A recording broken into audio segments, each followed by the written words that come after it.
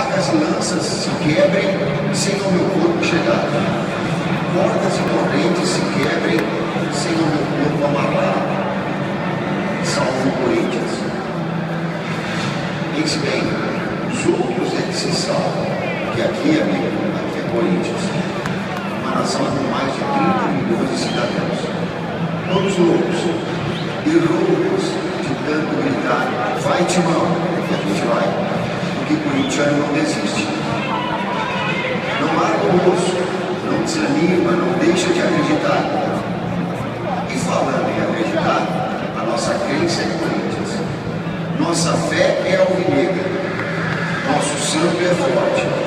Pelos nossos gramados já passaram jogadores fenomenais.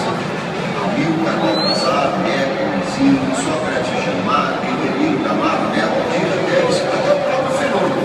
E se depender da nossa base, craque é que não vão faltar. E títulos, esses também não faltam. São 2 mundiais, 1 Libertadores, 5 campeonatos brasileiros, 3 Copas do Brasil e 27 paulistas, provando que aqui em São Paulo não tem mais para ninguém. E agora temos um estádio do tamanho da nossa história.